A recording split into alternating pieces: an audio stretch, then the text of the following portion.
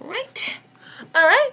Hello guys, and welcome, or if you have already seen my channel before, welcome back. I am the Philadelphia Whovian, and with this video, actually I'm going to do something very different, because I just feel like talking about something that I love watching, and I never, thought anyone on YouTube would ever want to hear my views about, but I love watching BBC/Masterpiece Theater movies or adaptations of classic novels, like mostly from the 19th century Britain.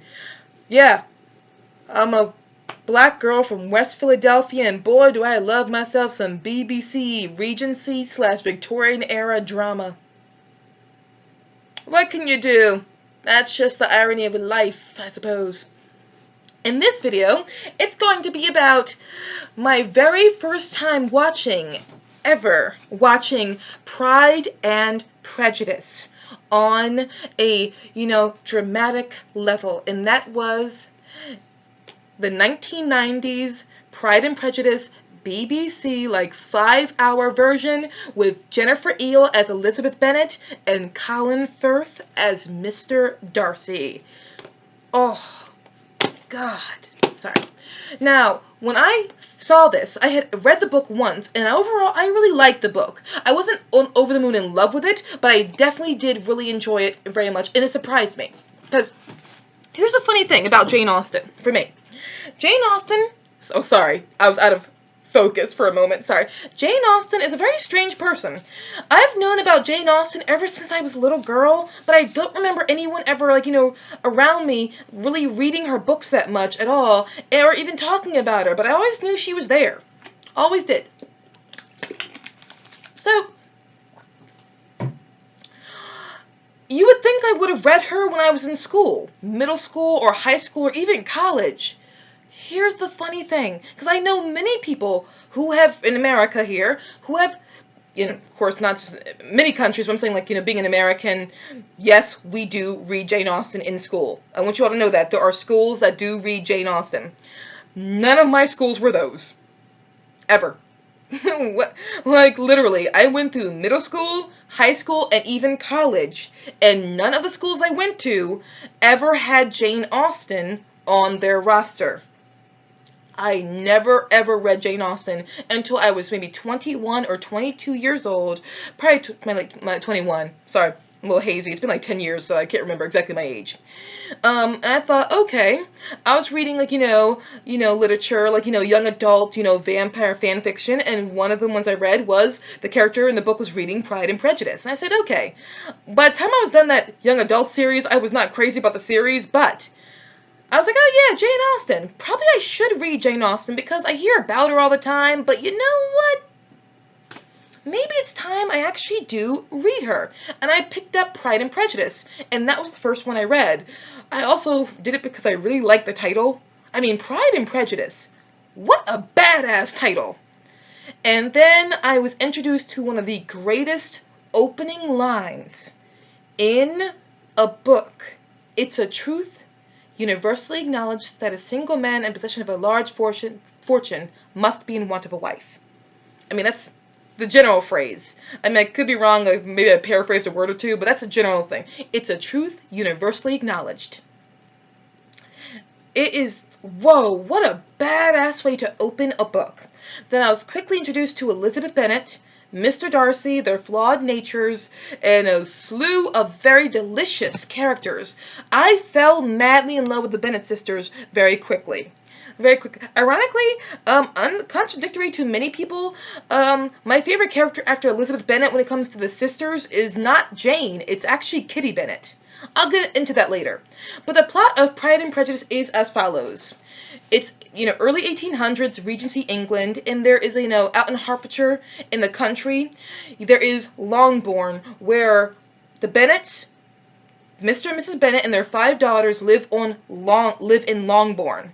And their estate is a comfortable one, but here's the problem. Mr. Bennet had no male heirs, and of course, for that time period, the estate was entailed to the next male heir. So, the 5 sisters, if their father dies, they will inherit pretty much nothing, and they'll be homeless because the estate is going to go to their cousin, Mr. Collins, who is a reverend at Hunsford, which is an estate, it's a parsonage that belongs to the estate Rosings Park, which actually is run by Lady Catherine de Bourgh, who happens to be Mr. Darcy's aunt. Now, Mr. Darcy, he has his own estate in Derbyshire. It's called Pemberley, and it is large. The house is large. I think it's like 10 miles of estate. I could be wrong about that. Like, grounds surround it. It is large. It is expansive. But when he comes to Hertfordshire, the reason why is because his friend, who's also single, Mr. Bingley, he comes to the neighborhood to rent out Netherfield Park, which is a lovely, large house in that area. So Mr. Bingley, when he comes, he is the catch. He is absolutely like, oh my God, a single man of large fortune comes to the country.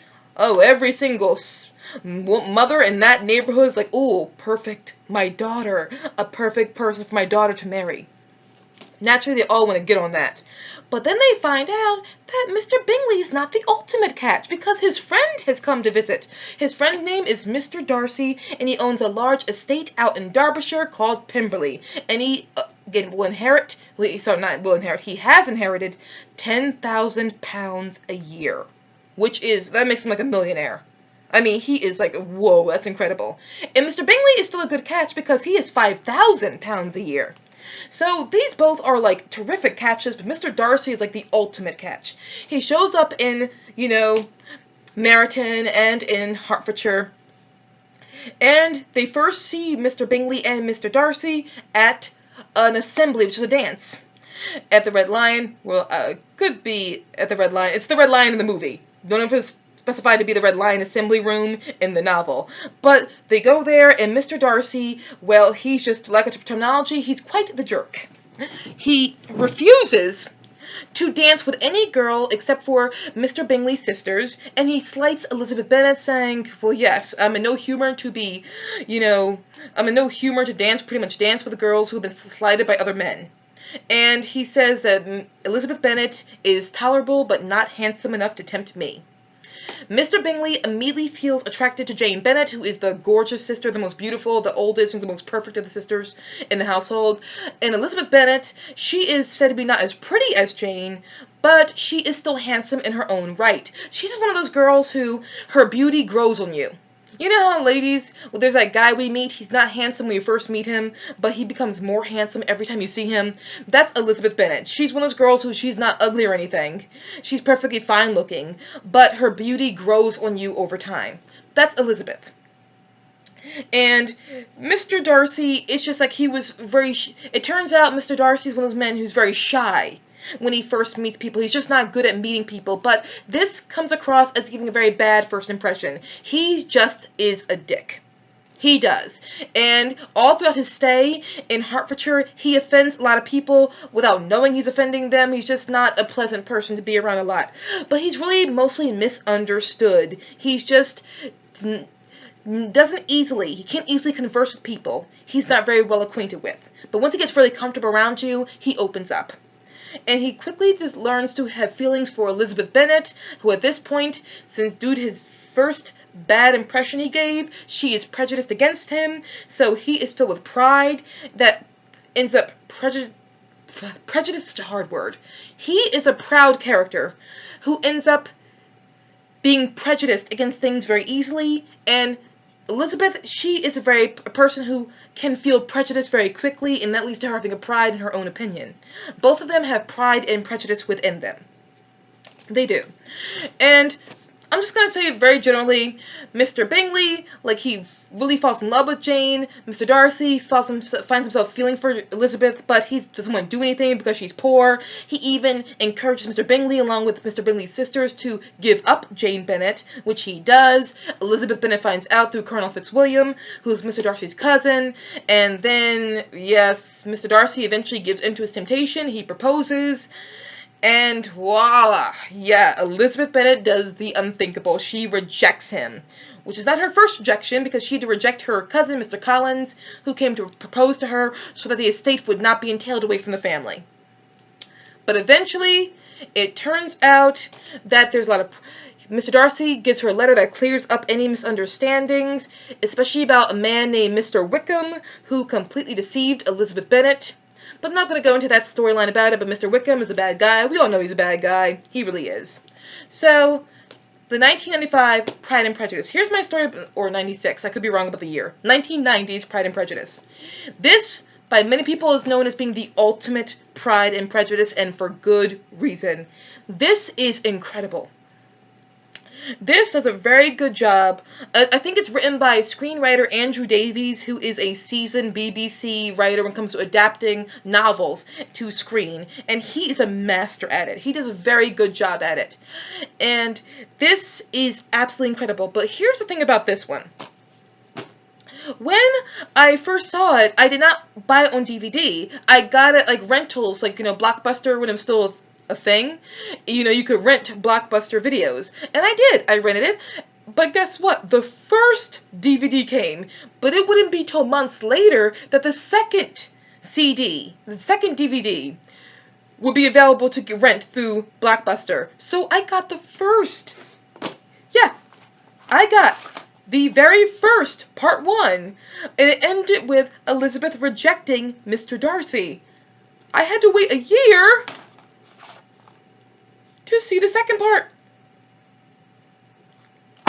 Can you believe that one? A year to see the ending of that. And yes, I know I read the book first, so I knew how it ended, but the producer of Pride and Prejudice said this really well. She said that when you are watching or reading Pride and Prejudice, you always know how it's going to end. But you watch it or you read it again anyway just to make sure. Mr. Darcy and Elizabeth Bennet do fall in love and they do get together. And that's what this story has going for it more than anything else. Even after you read it, you need to reread it every once in a while or rewatch the movie every once in a while just to make sure that Elizabeth Bennet and Mr. Darcy get together. It has that magical way about it. It just does. And when I saw it, I was absolutely amazed by the casting because Mr. Darcy, Colin Firth was Mr. Darcy. He just nailed it. And Jennifer Eel, my first and only problem with Jennifer Eel, and that's not a bad problem actually, is that I thought she was just way too pretty for the part. I remember seeing Jennifer Eel on screen for the first time. I thought, this is one of the most beautiful women I have ever seen. Which is a nice note to have, a nice nitpick for the actress to be just gorgeous. So gorgeous you don't think she's right for the character. But the second her acting began, I said, never mind, she is the perfect actress for this part. Because my God, Jennifer Eel will always be Elizabeth Bennet to me. To the point where that probably might have held her back. I mean, she was so good at playing Elizabeth Bennet. I think it might have been hard for her to get work afterwards, but I could be wrong about that. I know she showed up again in movies like The King's Speech, 50 Shades of Grey, and other movies, but I just feel like, after being Elizabeth Bennet, it was probably hard to find, anything that would top that one. So, I know she's still acting, but I'm saying, I don't think she'll ever hit anything at that pinnacle, because she was just so perfect as Elizabeth Bennet. She just had the... When she and Colin Firth would look at each other, it was one of the most sensuous things I have ever seen in my life. When they would just stare at each other, like when Elizabeth came to look after Jane Bennet when Jane was sick, and they had the banter back and forth when they were in the sitting room or the drawing room, and Carolyn Bingley, to get attention onto herself, she had Elizabeth take a walk around the room with her, and Mr. Darcy and her began to have a witty banter back and forth. The way those two are staring at each other, it is so, for lack of better terminology, sexy. And it's indescribable. But their chemistry was pretty incredible. And their chemistry was incredible again when it was in Rosings Park, when Colonel Fitzwilliam is sitting next to Elizabeth to turn the pages for her while she's playing the piano. And Mr. Darcy comes up to her and talks about how They end up talking about how he gave a bad first impression at the assembly where he wouldn't dance with any woman besides the Bingley sisters. And he said to her, "You're perfectly right. No one ever who listened to you could think anything was worth wanting. We, neither of us, performed to strangers." It was so sexy. It was, oh my God, it was sexy. So those two, I mean, the casting was just so perfect for those two. It was unbelievable. And then Mr. and Mrs. Bennet. Woo! Perfect casting again. Here's the funny thing about the actress who played Mrs. Bennet. And this is when it shocked me. The actress who played Mrs. Bennet, she had never read Pride and Prejudice before. I mean, what a shocker for that one. The actress who played the quintessential Mrs. Bennet, she never read Pride and Prejudice until she got a call to audition for that role or read for that role. And she, read it and she said, oh my God, she's perfect. She just jumps off the page. And then she played Mrs. Bennet to perfection. You would have thought this woman had read Pride and Prejudice for years and then knew this character in and out. But no, she didn't read Pride and Prejudice ever. Then she picked up Pride and Prejudice and read it and said, woo, I can do this. And she did it perfectly. Mr. Bennet was perfect as well. Mr. Bingley, played by, I think, Crispin Bonham Carter, which I'm going to assume is Helena Bonham Carter's brother. He was very good as Mr. Bingley, too. And if you saw him, he was also in Wuthering Heights with Robert Cavanaugh and Orla Brady. He played both characters really well. And the acting overall was always perfect. Lady Catherine de Bourgh was excellent. Excellent. Oh, so very good. Charlotte Lucas was good. Here's the only rub. And her acting was perfect. That's why I'm fine with her being in the movie, because her acting was perfect. I mean, she played the character to perfection, but, here's the only problem. The actress who played Jane Bennet, she wasn't as, this is not an insult to her, she wasn't remotely anywhere near as pretty as Jennifer Eel. And that's not an insult. Jennifer Eel is just absolutely gorgeous. I mean, she is perfect as Elizabeth Bennet. She just is. But here's a problem, and I thought to myself, maybe it's going by like Regency style period, like the 1800s. This would be, the actress who played Jane Bennet, she was the ideal for that time period. But I've seen plenty of pictures of, portraits from that time period of ideal looking women, and Jennifer Eel still fit that mold. So I can't even say, oh, well, it was that time period, that's why the actress who played Jane Bennet would be hailed as more beautiful. I can't say it. It's just not realistic.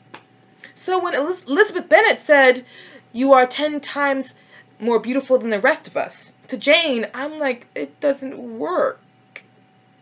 It just doesn't. She's not. She's not any, you beat her, Elizabeth. You really do.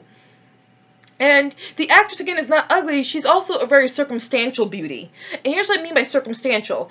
There are certain people who are more beautiful due to circumstances of their situation. What I mean by that is, some women or men look better with a certain hairstyle or when they're smiling. You ever meet someone that when they're not smiling, they look as plain as paper, but when they smile, their faces just light up and they become gorgeous? That is the actress who plays Jane Bennet. When her hair is down and she is smiling, she is quite beautiful. That's the one time where I say, oh, I can see why someone would think she's more beautiful than Elizabeth. When she's smiling and when her hair's down. But unless she's smiling and her hair is not down, she doesn't work. I mean, she's not as pretty as Elizabeth. I know it's such a vain thing, but usually I don't care about these things. I am okay usually when an actress is not that pretty or an actor is not that pretty. But when it's Jane Bennet and you're the ideal, you have to be prettier than Elizabeth. And in this circumstance, I just didn't think that Jane was prettier than Elizabeth. That is no insult at all to the actress playing Jane Bennet. It's just Jennifer Eel is Jennifer Eel. Now on to some of the more fun sides of the casting situation. Would you believe? Now, the producer was gung-ho about getting Colin Firth to play Mr. Darcy. And initially, Colin Firth turned down the role. Yes, here's why. He simply didn't think he was right for the part.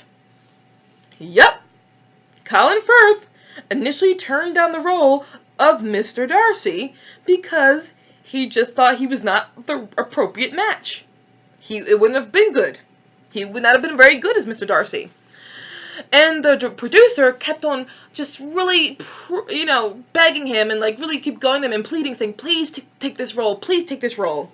And eventually, Colin Firth agreed. You know why? The main incentive that really got Colin to agree was he realized that he would be really jealous if anyone else took the role. So if he had to watch another actor take the role, he would have been jealous watching him. So he said, you know what, I'm going to get over my feelings that I'm not right for this part, and I'm going to do it just because I can't stand the idea of someone else doing it. Yep. That was the main incentive for him taking on the role. And as we can all agree, thank God the producer not pressured him, but really just pleaded and convinced him to take on the role of Mr. Darcy, because by God in heaven, was he not perfect for the part? Oh, he was perfect for the part. Just like Jennifer Eel was perfect to play Elizabeth Bennet. Absolutely perfect.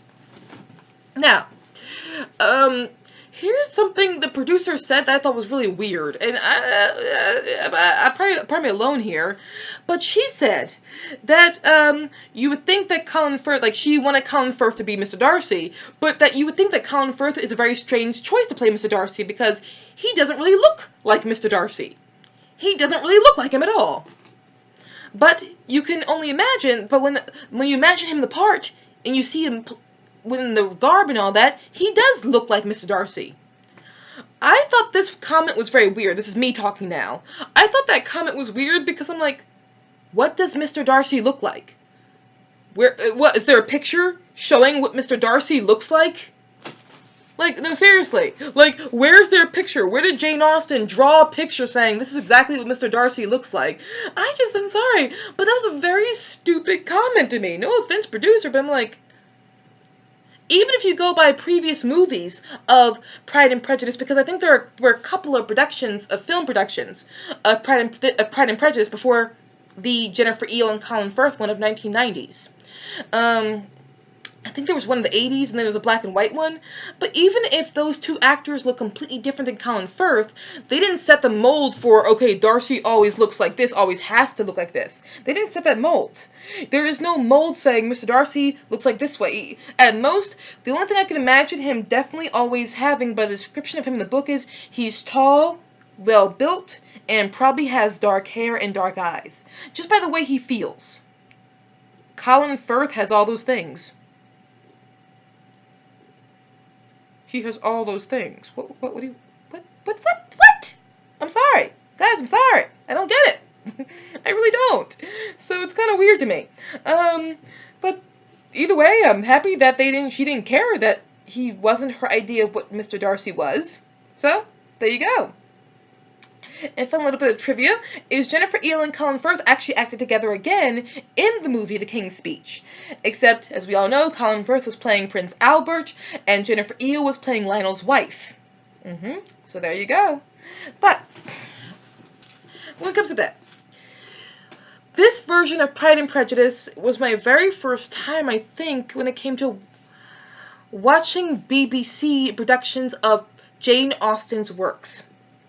The first one I ever saw, I might do a video on that later, in case someone watches this video, but that was a mainstream, like, Miramax, popular film that was, even the screenwriter got an award for it. Like, it was a major, mainstream in the theaters movie. This is something I just got lucky one day, happened to watch, and did watch it.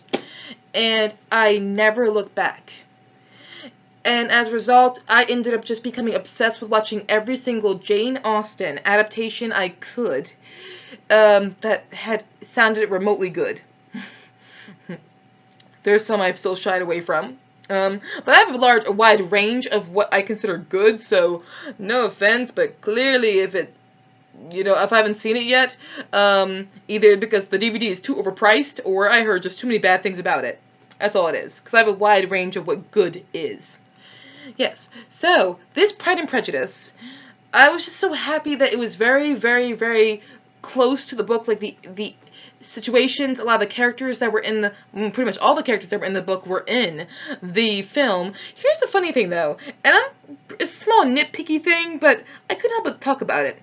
Remember in the when Mr. Wickham, he is, you know, meeting Mrs. Gardner with Elizabeth, and then there's Mary King, she's there. And eventually we know that Mary King and Mr. Wickham are going to get engaged. But at the you know, when they're dancing together at these, you know, at the party at Lucas Lodge, I think it's at Lucas Lodge, and you see Mary King, Mariah Lucas says she's not very pretty. And then Lydia Bennett calls her a nasty, freckled little thing, and like she's very ugly. Like, so Mary King is said to be quite ugly. If you saw this movie, this, you know, series, try and remember Mary King. That actress who they got to play her, was she ugly? I actually thought she was quite pretty. I even thought her prettier than some of the Bennett sisters, like 3 of the Bennett sisters. I thought she was prettier than those. Honestly, I thought she was prettier than every Bennett sister except for Elizabeth Bennet. I thought Mary King was very attractive. The actress they got to play her, I thought she was quite pretty. Am I weird? I thought she was very handsome. And it got to the point where I was even wondering, maybe the reason why they hired that actress to play Mary King is because they felt bad that she didn't get cast as one of the Bennett sisters. So, like, Bennett sisters, like, she was probably, like, called back to play one of the Bennett sisters, but she didn't get cast, so they said, okay, we'll give you Mary King as an apology.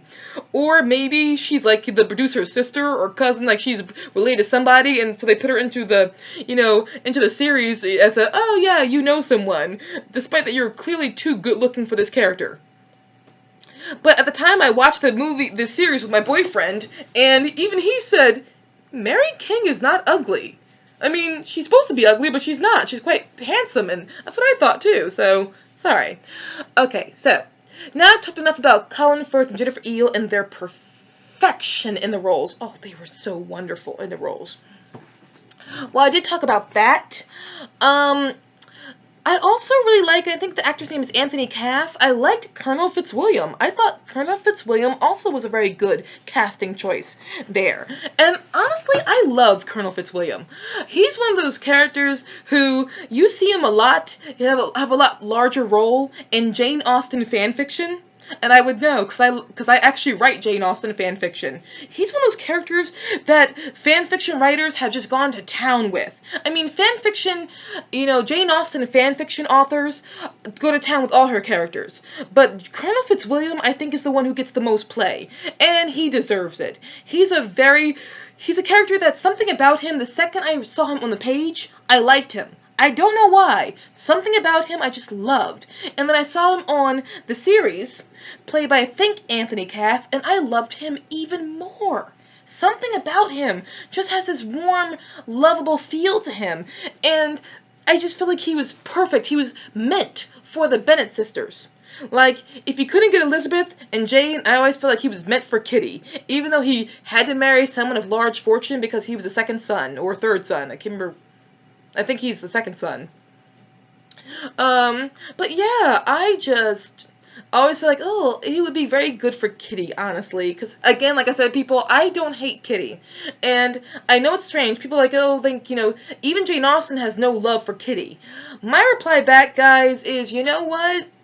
Kitty is a teenager like Lydia. They're teenagers.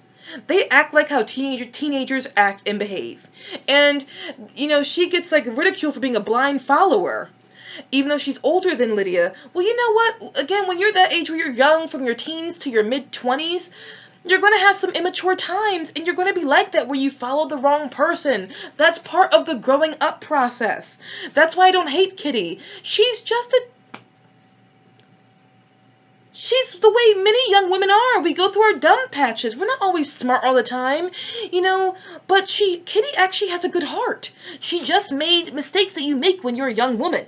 That's all it is. I'm sorry, she's not evil to me. I know Jane Austen has no sympathy for her, but that's all she is. And now let's spend this portion of the video talking about my feelings towards each of the Bennet sisters. Hold on, sorry, I gotta reposition myself. My foot's getting tired. Okay, so, now, with the Bennet sisters, Elizabeth Bennet. Now, there are things about Elizabeth Bennet that should be very annoying, because she's very prejudiced. She makes, quick decisions off of the first impression, and she doesn't let those impressions go. But at the same time, I understand why she clung to her first impression of Mr. Darcy. It's hard, when someone slights you in that way, it's hard to get past it, especially if they never apologized. So even when he did improve, and if you read the book again and again, you realize Mr. Darcy, his attitude towards her does improve. But it's hard to see it, because it's hard to get past that first impression. I understand the impulse to be attached to first impressions. I just do. It makes all the sense in the world to me. It just does.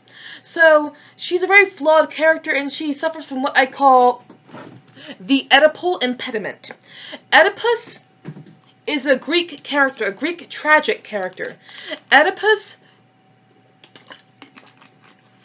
is a character who suffers from the idea of hubris, where you're so high off of your own pride, you think you're always right, that you blindly will walk towards a situation, and everyone's warning you that you might be wrong, and then you keep walking in that direction anyway, and then eventually you get proven wrong, and you are blinded by your pride. Both Mr. Darcy and Elizabeth Bennet suffer from the Oedipal impediment. That is why they are so compelling to watch, actually. They're compelling to watch because they suffer from the Oedipal impediment, which is a very good storytelling device. Now, as a result, that just makes them, and I think the only, I could be wrong here, but the only other character I think that Jane Austen, when it comes to leading heroine, gives this to is Marianne from Sense and Sensibility, and Emma from Emma. They both, I think, also suffer from the Oedipal impediment. That's what makes them so compelling to watch, because that impediment is just a good storytelling device. And then you have Jane Bennet, who is just perfect. She's demure, she is gorgeous, she always very good at being rational, she's just an ideal creature. But here's the thing. The problem with that is that she's so perfect that she's serene, and so because of it, she doesn't really know how to show her feelings. So she feels deeply, but it never shows on the surface. And this gets talked about by Charlotte Lucas, and eventually by Mr. Darcy, who was convinced that Jane had no real feelings for Mr. Bingley because she didn't really show it. And even Elizabeth Bennet can't help but deny that this is kind of true. And that's the kind of ironic, because when you go back to, the next book, Mansfield Park, Fanny Price, Jane Austen praises her demureness and her ability to conceal what she's really feeling. But then she also shows how it's a warrant. Jane Bennet suffers from this because her demureness in Pride and Prejudice. It's very ironic, but what can you do? But with Jane Bennet, she is perfect, she is gorgeous, she's wonderful, and therefore I should love her. I do like her, I do, but unlike everyone else, she's just not my favorite Bennet sister after Elizabeth. Elizabeth Bennet will always be my favorite. Jane, even though she is incredible, she's just, I connect more, for some reason, with Kitty. Kitty Bennet is my favorite of the Bennet sisters after Elizabeth. Elizabeth is favorite, then comes Kitty. And I think it's because Kitty is just so human. She gets a negative rap, a very bad rap. She means well, she's got a good heart, she's just young. She's a kid. She makes mistakes that we young women make. And also, you have to remember she was guided by her mother, Mrs. Bennet, who praised everything that Lydia did. And so when you see that, when you see your mother praising everything your sister does, you're going to kind of emulate your sister and act like her. It's just, getting away from the wrong influences and just growing up and developing a mind of your own. It takes some of us longer than most, that's all it is.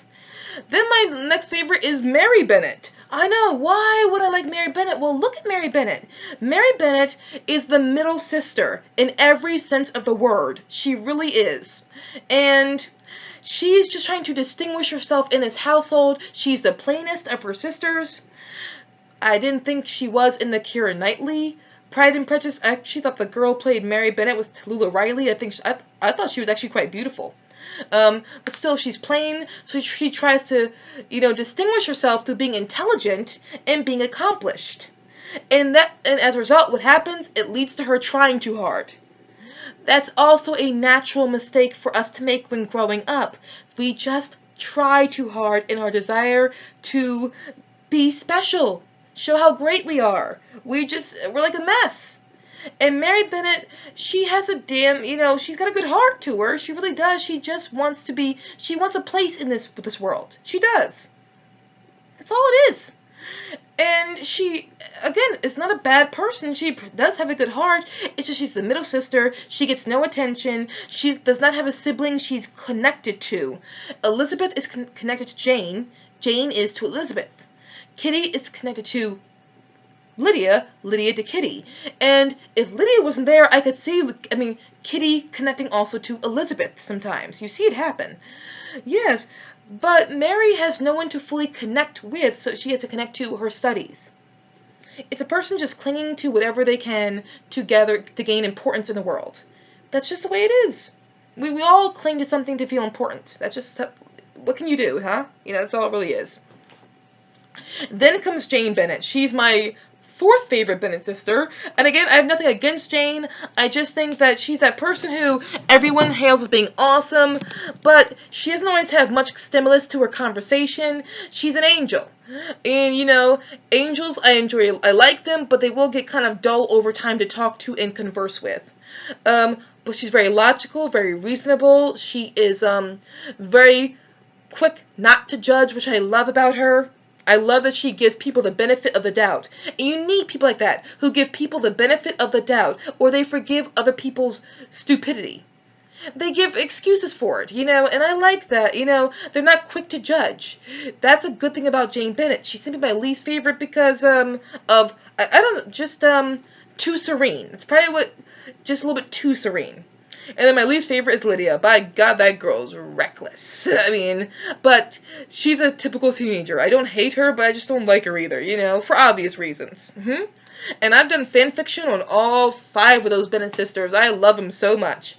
They are a great set of characters. They really, really are. So, that's my video on my first time doing my Classic Corner reviews on classic stories, especially focusing on BBC video ones. This 2-parter of Pride and Prejudice was absolutely remarkable. Absolutely remarkable.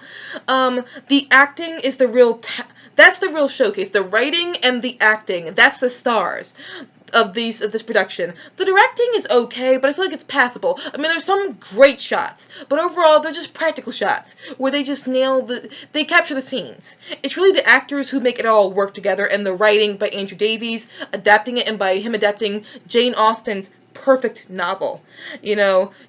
Andrew Davies gets but so much credit. It's really Jane Austen, her genius, that Andrew Davies knew how to adapt to the screen, and he did great things with it. The directing, it's fine. It's passable. It's perfectly fine. It's not bad. It's not award-winning. It's fine. The only problem I have is the music. The music is good. It is, but sometimes it just doesn't have sometimes it doesn't capture the awesomeness of things for me. It's lighthearted. It gives you a lightness to the story, which is lovely. But sometimes you want something more moving and passionate every now and again. So the music is okay, but sometimes it's just not dynamic enough. I sometimes even said if I could take the cast, the script from this, and mix it with the directing and the music from the Joe Wright one, that'd be the perfect bit of television. But still, the acting is great, the writing is great, the novel Pride and Prejudice is absolutely great, and the directing is perfectly fine, and so is the music. This If I were to, I usually don't rate things, but I'm going to rate this. Pride and Prejudice from the 1990s with Jennifer Eel as Elizabeth Bennet and Colin Firth as Mr. Darcy is an A+ adaptation, an A+ series. It is perfect for me.